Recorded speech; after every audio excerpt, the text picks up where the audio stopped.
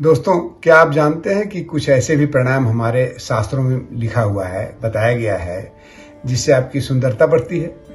कहा गया है कि ग्रंथों में कि एक ऐसा प्राणायाम है जिसका नाम है शीतकारी, जिसको जिसको करने से आदमी का चेहरा, शरीर, रंग, रूप सब कामदेव के जैसा सुंदर हो जाता है।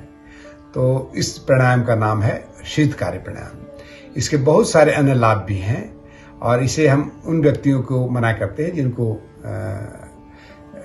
सर्दी खांसी है या बहुत एक्सट्रीम क्लाइमेट ठंडा वाले प्रदेश में हैं, तो ऐसे जगह पर ही न करें, बेटर रहेगा। खास करके अस्थमा वालों को इसको नहीं करना है, या नींद रक्तचाप जिनको है, लो ब्लड प्रेशर वालों को इसको नहीं करना है। तो हाँ दोस्तों, इस प्राणायाम का नाम है शीतकारी प्राणायाम।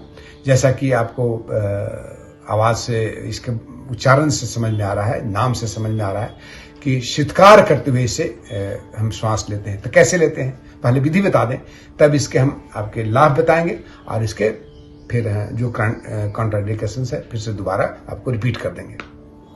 तो सबसे पहले जान लीजिए कि इसको करने का तरीका है कि दांतों को आपस में भींच लेते हैं और मुंह को, होठों को फैला देते हैं। उसके बाद आप श्वास को शीतकार करते हुए अंदर की तरफ भरते हैं, यानी जो हमारे दांतों के बीच में गैप रहता है और खास करके जो साइड में हमारा गैप रहता है, उससे श्वास अंदर जाएगा। और उसके बाद फिर अंतर्कुंभक करते हैं, जलांधर बंद लगाएंगे और फिर यथाशक्ति रोकने के बाद अपनी दोनों नासिका से श्वास को छोड़ देंगे। इस प्रक्रिया को हर व्यक्ति को कम से कम 8 से 9 बार जरूर करना चाहिए इसके पूर्ण लाभ प्राप्त करने के लिए। तो अन्य लाभ, जो सबसे महत्वपूर्ण लाभ है कि इसे भूख प्यास पर नियंत्रण होता है, आपको सुस्ती या निद्रा पर भी नियंत्रण होता है, शरीर पर पूरा नियंत्रण हो जाता है। आप यदि शरीर को जिस तरह से, जिस वातावरण में ढालना चाहे आप ढाल सकते हैं। तो उसके अलावा आपको सबसे बड़ा फायदा क्या है, एक तो वो सारे फायदे इसमें हैं जो शीतली में आपको मिले थे। मैंने बताया कि शीतली में जैसे हाई ब्लड प्रेशर वालों को ये बहुत ही फायदा करता है। हाई ब्लड प्रेशर वाले लोग यदि इसको करते हैं, हाई बीपी वाले यदि इसे करते हैं, तो आपको बीपी नॉर्मल हो जाता है, डाउन होता है। क्रोध में शांति मिलती है, आपको मन मस्तिष्क प्रसन्न हो जाता है। और विशेष लाभ जो है, स्पेशल इसका लाभ है, मसूड़ों को स्वस्थ करता है। आपके पायरिया के रोग यदि आपके हैं तो पायरिया का रोग दूर होता है, मुंह का दुर्गंध दूर होता है, और मुंह में छाले पड़े हुए हैं तो छालों में लाभ क्या, बिल्कुल ठीक ही हो जाएगा। इसलिए इस प्राणायाम को जरूर आप जो ऐसे व्यक्ति करें जिनके मुंह में छाले पड़े हुए हैं, उनको बहुत ही लाभ पहुंचाता है। तो चलिए दोस्तों, मैं आपको एक बार इसको करके दिखाता हूं किस तरह से करना है। किसी भी ध्यान के आसन में बैठ जाइए, जैसे मैं पहले बताता हूं। आप सुखासन में बैठ जाएं या अर्ध पद्मासन में बैठ जाएं, वज्रासन में बैठ जाएं, किसी भी आसन में बैठ जाएं, बैठ के इस प्राणायाम को कर सकते हैं। तो चलिए मैं आपको दिखाता हूं। चूंकि मैं पद्मासन में हर प्राणायाम को करता हूं, इसलिए आपको पद्मासन ही लगा के दिखाता हूं। चाहे तो आप सुखासन में भी कर सकते हैं।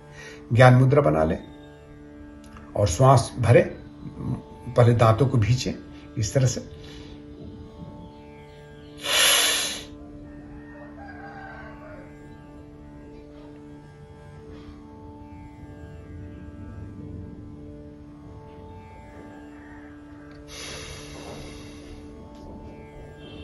यानी आप दांतों से उस तरीका से, यानी दांतों को भींच करके, होठों को फैला करके और मुंह से जब सांस लेते हैं और उसके बाद अंतर्कुंभक करते हैं, यथाशक्ति रोकते हैं, जलंधर बंद लगाते हैं और श्वासों को दोनों नासिका से छोड़ देते हैं। ये पूरी प्रक्रिया 1 चक्र हुआ।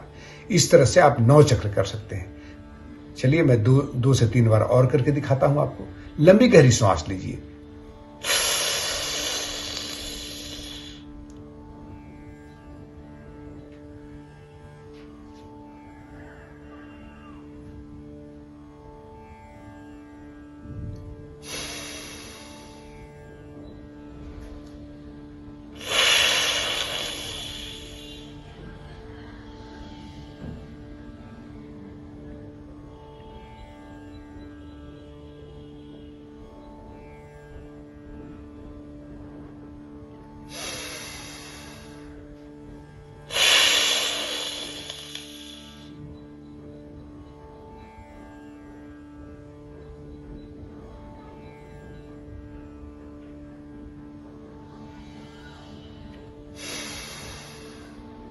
तो इस तरह से मैं आपके सामने में 3 चक्र आपको करके दिखाया लगातार। तो ये प्राणायाम को आप प्रतिदिन अपने प्राणायाम के रूटीन में शामिल कर लें। और वैसे व्यक्ति जिनको मुंह में छाले पड़े हैं उनके लिए बहुत ही लाभकारी है। बहुत सारे लाभ मैंने बताए, उस सारे रोगों में इसका लाभ होता है। केवल वही व्यक्ति इसको न करें जिनको अस्थमा है या जिनको सर्दी खांसी का हुआ है उस समय, उस पीरियड में, उस समय न करें। और यदि एक्सट्रीम विंटर का मौसम है तो इसमें आप रुके न करें। और आपके प्रश्न ये कमेंट बॉक्स में जरूर डालिएगा और मेरे वीडियो को जरूर आप लाइक करिएगा और शेयर करिएगा और मेरे YouTube चैनल को सब्सक्राइब करिएगा। जय हिंद, धन्यवाद।